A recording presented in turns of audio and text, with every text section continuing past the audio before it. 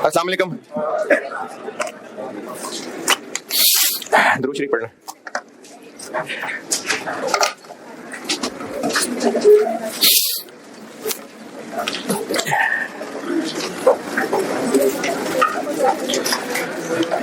चल एक आसान सा सवाल कहा था, अच्छे बच्चे गंदे बच्चे सबके लिए था, तो क्या होगा। चलिए एक वैरायटी और कराता हूँ उसमें, आज तुमके टाइम कम होता है जुम्मे की वजह से, तो एक ही वैरायटी बस और करा रहा हूँ। फिर एक वैरायटी और रह जाएगी, बहुत हो गया आयत 16, एक वैरायटी कल और करा दूंगा, बस फिर बहुत है आयत 16। और है फिर अगला टॉपिक कराऊंगा, और जी नहीं संडे से। और जो बच्चे रिपीटर हैं, ये ऑनलाइन में भी अगर कोई बच्चे पढ़ रहे हैं और आपकी क्लास में भी अगर कोई बैठे हुए आके और किसी और से पढ़ा हुआ है, तो आईएस 16 के नोट्स डिस्क्लोजर्स मैं आईएस 16 के साथ नहीं करवाता। जब बाकी अगले 4 आईएस भी पढ़ा लूंगा ना, और फिर उन 5 के कंबाइंड सवाल कराऊंगा, मैं तब नोट्स करवाता होता हूँ। तो इसलिए आईएस 16 खत्म होने पे उनको ये ना लगे कि डिस्क्लोजर तो सर ने पढ़ाई नहीं, तो मैंने 5 टॉपिक्स के इकट्ठे डिस्क्लोजर पढ़ाने। जी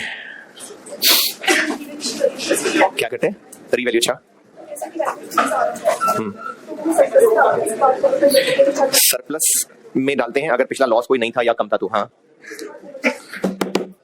उसके बाद जी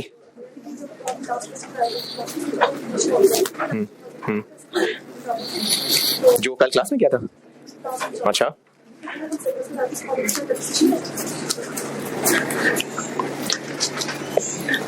400 पे रीवैल्यू कर लिया, फिर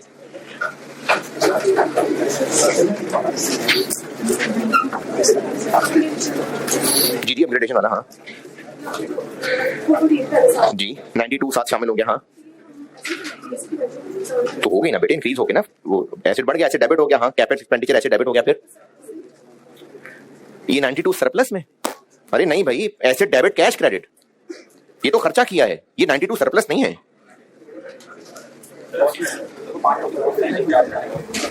5 टॉपिक्स कौन से क्यों? IS 16, IS 23, IS 36, IS 40, IS 20।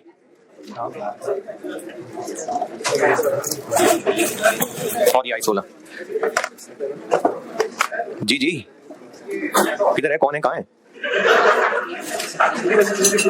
जी जी पूछे।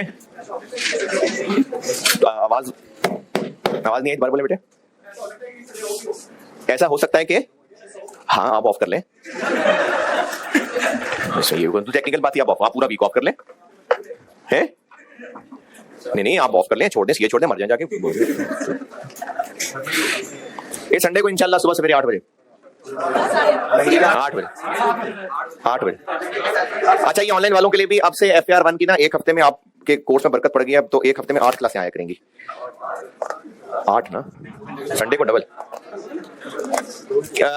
असल में सुबह करनी इसलिए जरूरी है क्योंकि वो फिर यूट्यूब पे अपलोड हो तो फिर बाकी लोग उसको टाइम पे देख भी सके ना, इसलिए सुबह ही। जी सही है 8 बजे सही है। अच्छा सवाल लिखें, टाइम कम होता है आज, सवाल लिखें। अच्छा अब इस सवाल में मैं वैरायटी ये डाल रहा हूं कि क्लास ऑफ एसेट्स ले लेते हैं, यानी मल्टीपल एसेट्स आ जाएंगे। तो on 1 July 16, on 1 July 16, on 1 July 2016 4 similar machines, 4 एक जैसी मशीनें were purchased for 150 million each, 150 million each.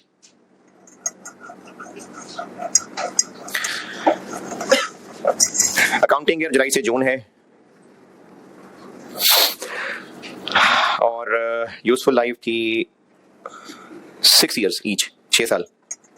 Her machine की यूजफुल लाइफ 6 इयर्स है। On 1 July 18, on 1 July 2018 the machines were revalued to, the machines were revalued to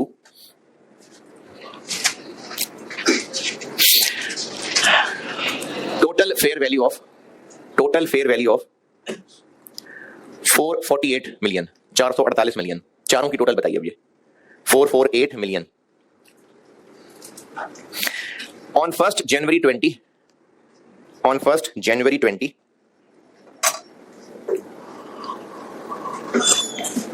one of the machines one of the machines यानी इनमें से एक, one of the machines was sold, one of the machines was sold for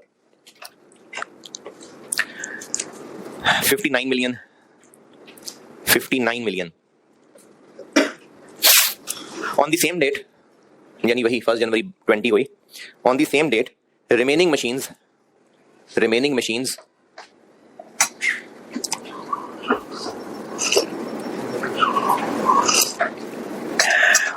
were revalued to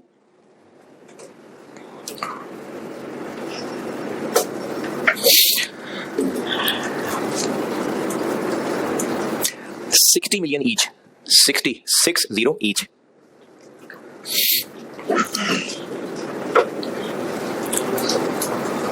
required है हमसे मिल मिला के journal entries for the year ending, journal entries for the year ending 30 जून 2020, 30 जून 2020।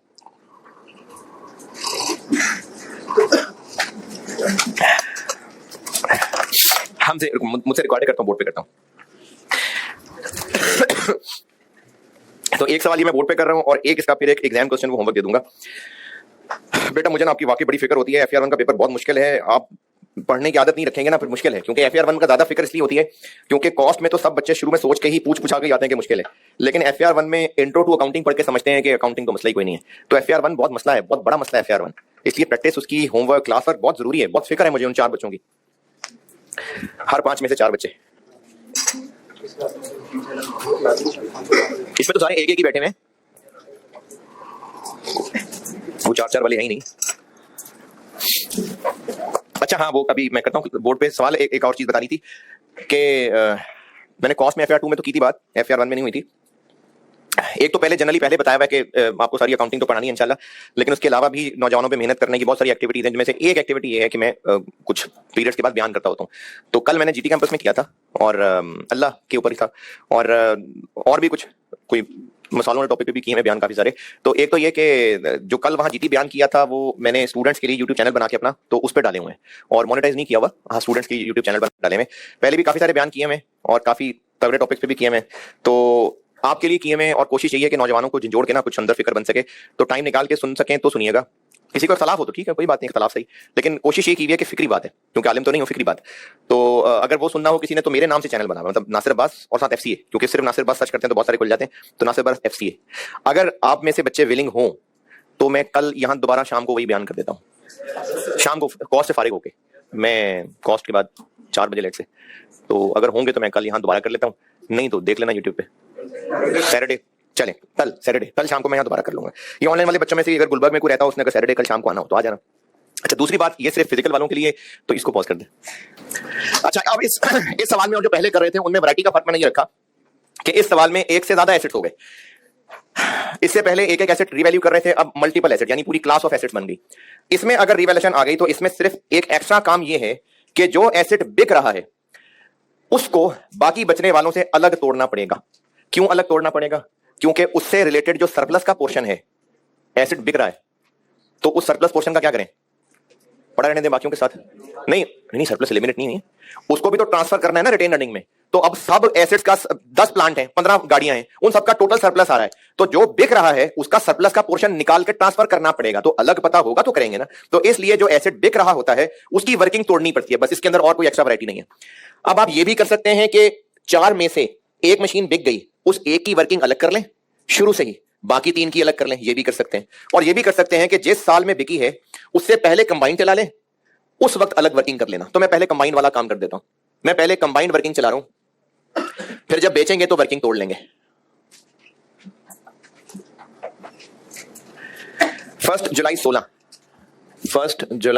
कितने की खरीदी? चारों 600। फिर 30 जून 17 डेप्रिसिएशन चार्ज हुई, 600 के पास जिंदगी है 600। और फिर रीवैल्यूएशन हुई कब? 1 जुलाई 18। तो फिर 1 साल और गुजर जाएगा, 100 400।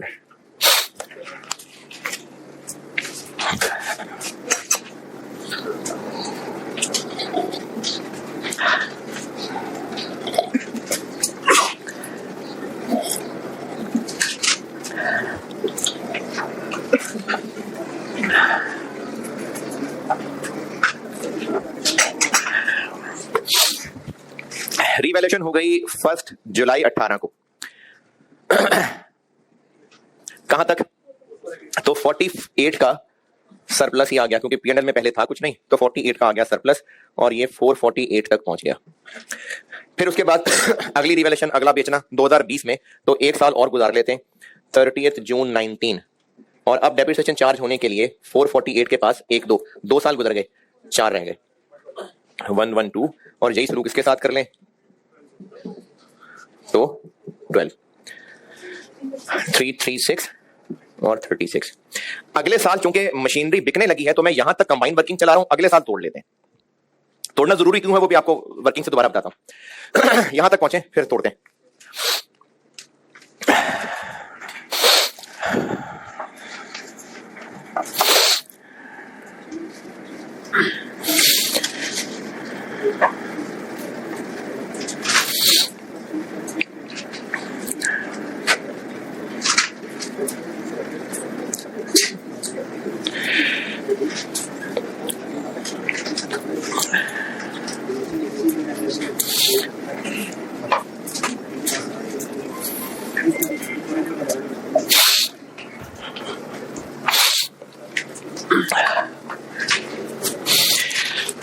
अब मैं वर्किंग तोड़ रहा हूं और जो मशीन बिक गई उसकी वर्किंग अलग कर रहा हूं,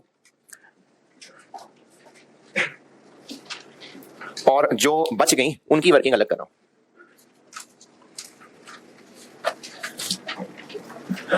अलग अलग क्यों चलानी जरूरी है ये मैं आपको इसकी रिवैल्यूएशन करते हुए समझाता हूं। अच्छा, अब इसको अलग कैसे करें? चारों एक जैसी हैं तो डिवाइड बाय 4 कर दें, तो इनको डिवाइड बाय 4 कर दें, यहां से आगे बढ़ा लेते हैं, डिवाइड बाय 4 कर दें तो 1 जुलाई 19 पे बीडी में स्टार्ट कर लेता हूं, इसको 4 84 और इसको 4 9, और इसी तरह बाकी बची 3 मशीनें। अब वो एक है तो 3 कर लें तो 2 52 27।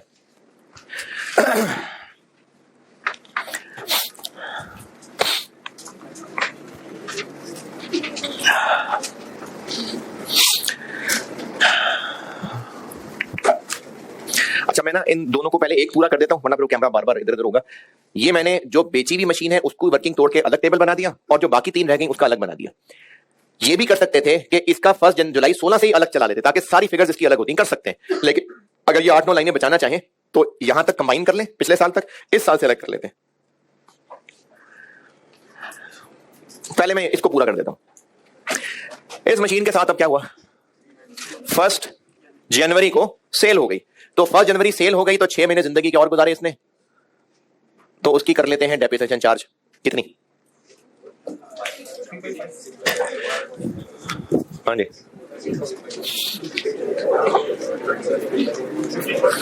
10.5, 14, 28।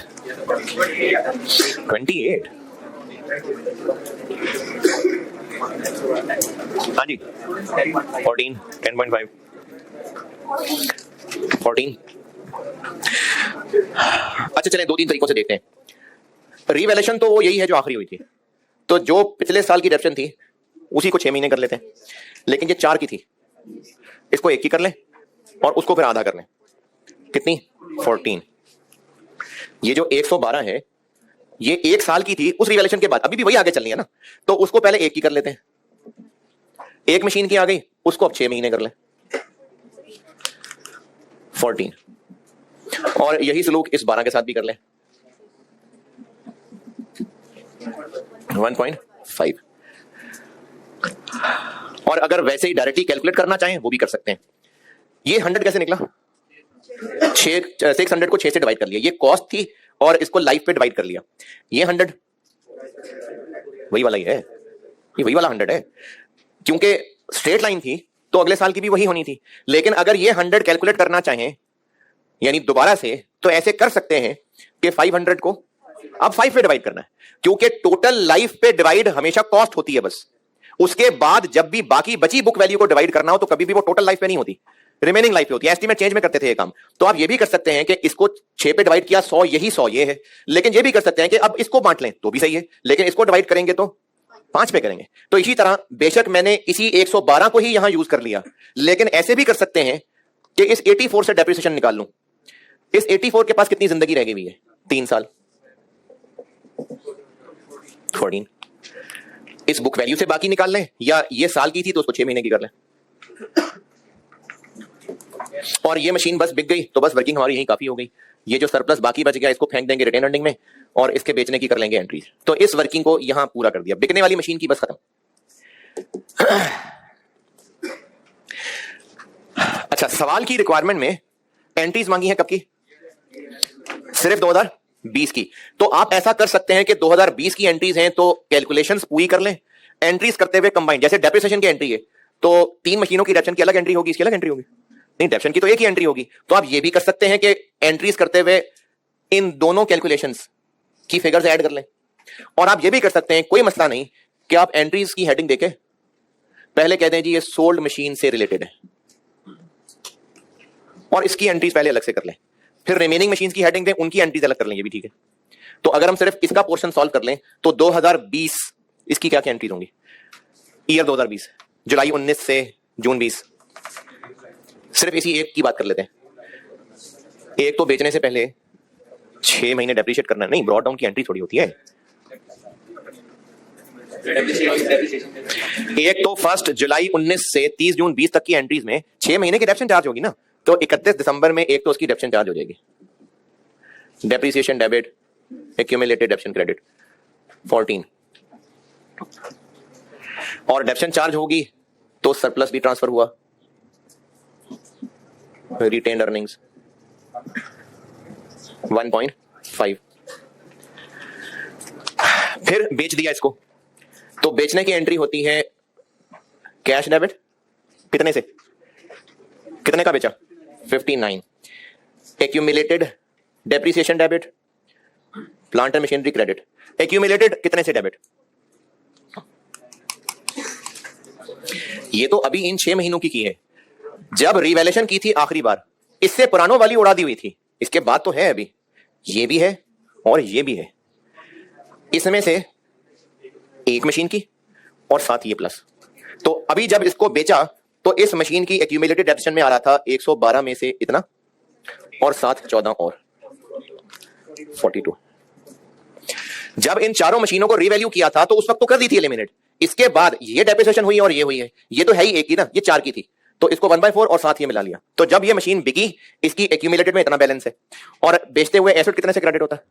बुक वैल्यू से। कॉस्ट मॉडल हो तो कॉस्ट से, अरे अब तो इतने दिन हो गए अभी भी कॉस्ट कॉस्ट कॉस्ट, और अगर रिवैल्यूएशन मॉडल है तो आखिरी वाली रिवैल्यूड अमाउंट। तो आखिरी वाली रिवैल्यूड अमाउंट क्या थी? आखिरी बार ये रिवैल्यू हुआ था कितने पे? 448, 4 थी, 112। Cash debit, asset credit, accumulated debit, और इस पे प्रॉफिट या लॉस कितना? 11।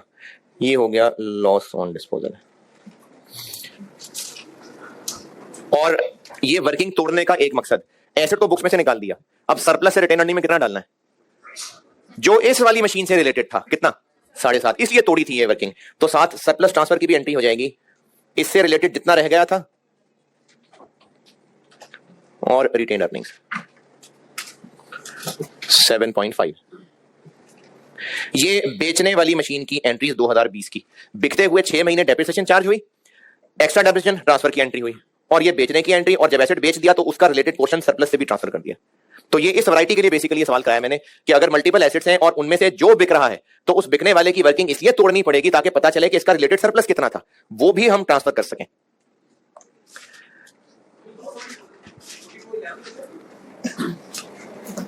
कैश कहां से आया? कैश 59 कहां से आया? नहीं सवाल में कहां है? दिया हुआ है ना, कैश दिया हुआ है। एक्यूमुलेटेड डेप्रिसिएशन की फिगर यहां कौन सी लिखी? 42, जो उस वक्त इस बिकने वाले एसेट की एक्यूमुलेटेड थी। वो कैसे निकली? पुरानी वाली तो एलिमिनेट हो गई थी ना, उसके बाद एक ये डेप्रिसिएशन हुई थी और एक ये डेप्रिसिएशन हुई थी। ये तो थी ही इसी एक मशीन की, ये 4 की थी, इसको 1/4 किया, उस बिकने वाले की आ गई, और ये साथ 14 मिलाया तो उस बिकने वाले की एक्यूमुलेटेड अभी तक इतनी थी। एसेट कितने से क्रेडिट? कॉस्ट मॉडल हो तो कॉस्ट से क्रेडिट, और अगर रिवैल्यूएशन मॉडल हो तो जो आखिरी रिवैल्यूड अमाउंट थी वो ये थी। अब इसको बैलेंस करेंगे तो लॉस निकला है, इधर आता तो प्रॉफिट होता। ये बैलेंस किया, 11 बैलेंस करके आया, बेच दिया।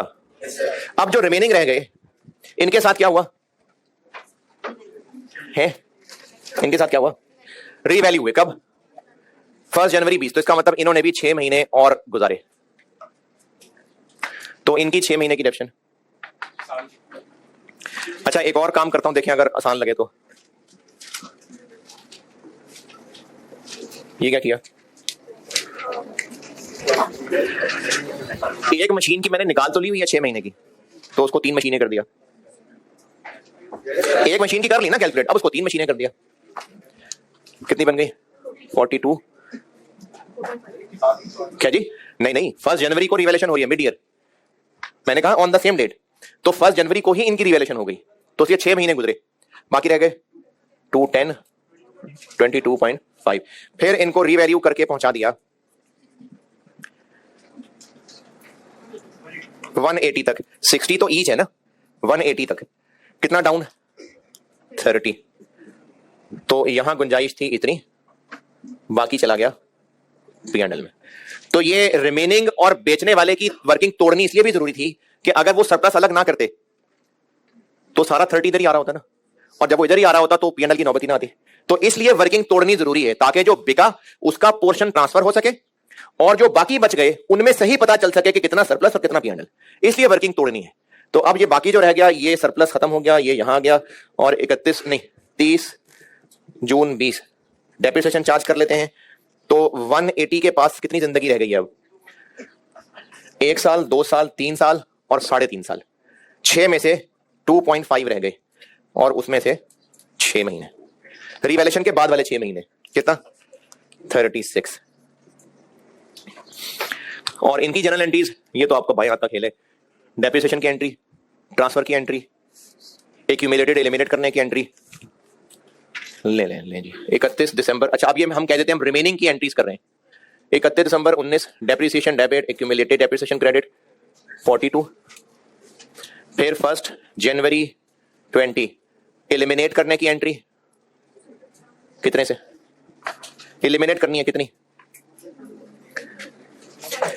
इनमें से 3 और साथ ये एलिमिनेट करना है ना, इनमें से 3/4 और साथ ये कितनी बनी 126, और साथ रीवैल्यू हो गया सरप्लस डेबिट 22.5, P&L डेबिट 7.5 और प्लांट एंड मशीनरी क्रेडिट 30, और ईयर एंड पे डेप्शन की एंट्री, डेप्शन डेबिट, एक्यूमुलेटेड डेप्शन क्रेडिट।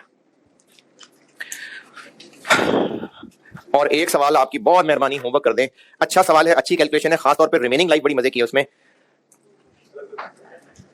एक सवाल होमवर्क कर दें, और वो एक सवाल है question number 17 omega chemical limited के नाम से। अच्छा सवाल है, इसमें रिमेनिंग लाइफ मजे की है और वो बड़ी दफा पॉइंट टेस्ट हुआ है IS 16 में।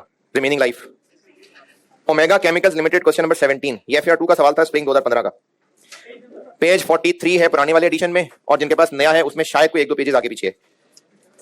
क्वेश्चन 17 ओमेगा केमिकल्स लिमिटेड, ये करके मेरे बच्चों जरूर आना, करना है, ये करिएगा सवाल सारे, ठीक है जी, जाएं जुम्मा पढ़ें।